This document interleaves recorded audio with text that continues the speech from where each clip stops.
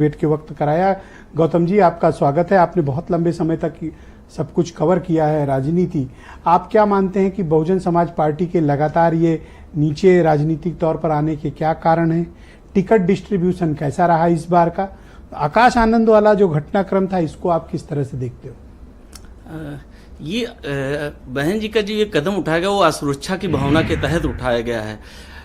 आकाश आनंद इस बीच बहुत तेजी से उभर रहे थे। पीछे अभी सिर्फ 9 रैलियां किए थे। 9 रैलियों में वो युवा वर्ग, खासतौर से दलितों में बहुत तेजी से हाईलाइट, और उनका जो बहन जी की जो राजनीति है वो 1970 वाली दशक की है, और ये कर रहे थे वर्तमान वाली राजनीति। ये हर एक से मिल रहे थे, हर एक से जान रहे थे, और संपर्क इनका बढ़ रहा है। यूनिवर्सिटी के भी बच्चों से मिले थे, हर एक से मिल रहे थे, प्रोफेसर से मिले, विदेशी एनआरआई लोगों से मिल रहे थे। ये हमारे पास सूचना आ रही थी।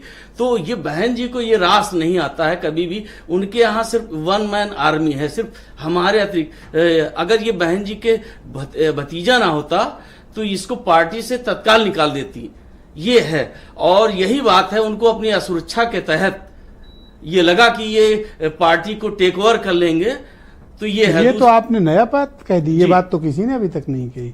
लेकिन उत्तराधिकारी बनाए थे, आज नहीं कल वो टेक ओवर करते, तो अपने ही भतीजे से किस बात की सुरक्षा? नहीं, वो इस बात से डर रही हैं कि हम बसपा को बहुत लंबे समय, बहन जी अपने सामने किसी को खड़े नहीं होने देना चाहती हैं। इतने अच्छा। तमाम नेता आए और गए।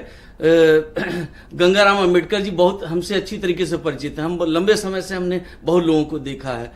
तो ये बहन जी का ये जो दाव है, बहुत घातक, आत्मघाती कदम है। इससे आप देखिए, दलित इस समय युवा है, वो अपने आप को ठगा महसूस कर रहा है। बहन जी ये क्या दलित यूथ आकाश से कनेक्ट हो गए थे? हाँ, कनेक्ट हो रहा था, वैसे बहुत तेजी से कनेक्ट हो रहा था। अब इस कदम से आप देखिएगा, चंद्रशेखर आजाद के प्रति लोगों का रुझान बढ़ेगा, दलितों के जो युवा हैं अधिकतर उसको। और हम अभी उत्तराखंड गए थे, नगीना में गए थे, तो चुनाव के बाद हमने देखा वहां पर दलित और मुस्लिमों ने ठीक से कायदे से वोट दिया है।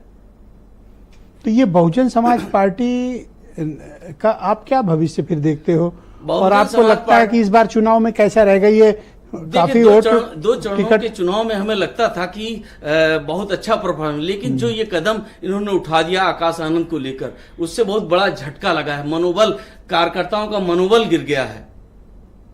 अच्छा जी, और इसका नुकसान इनको बहुत ठीक ठाक होगा। और ये जो टिकट वगैरह बट रहे हैं, ये नहीं, टिकट तो जो जहां जीतते दिख रहे थे या जहां लड़ते दिख रहे थे वहां बदल दिए। अब ये थ्योरी चल रही है, लोग तमाम जब बसपा के अब बदत उन्होंने छोड़ दिया या हुआ अलग विषय। भाई बस्ती वाले को तो पता भी नहीं चला कि उसने छोड़ा या छुड़ाया। यही तो सबसे बड़ा ड्रॉबैक ये है कि थ्योरी ये चल रही कि ये टिकट किसी के इशारे पर बदले गए हैं, किसी को जिताने। आजमगढ़ मुसलमान प्रत्याशी, कन्नौज मुस्लिम प्रत्याशी, फिरोजाबाद मुस्लिम प्रत्याशी, बदायूं मुस्लिम कैंडिडेट, राजनाथ सिंह के खिलाफ भी मुस्लिम कैंडिडेट। ऐसा नहीं है, संभाव से बहन जी ने सबके यहाँ लगाया है। जी जी, कैसे देखते हो आप? कुछ ज्यादा नहीं मुसलमानों को टिकट दिया है? नहीं, ये तो बहन जी हमेशा से मुसलमानों को टिकट देती है। ये 2007 से लेकर आप देखिए, कंटिन्यूअस वो हमेशा से मुसलमानों को पर्याप्त राजनीतिक भागीदारी देती आई हैं। लेकिन मुस्लिम समाज जिस तरीके से वो कहती हैं, लेकिन उस तरीके से उनको। अच्छा, ये बताओ, 3 चरण की वोटिंग हो गई, आप तो पत्रकार हो, सबसे बात करते होगे जी।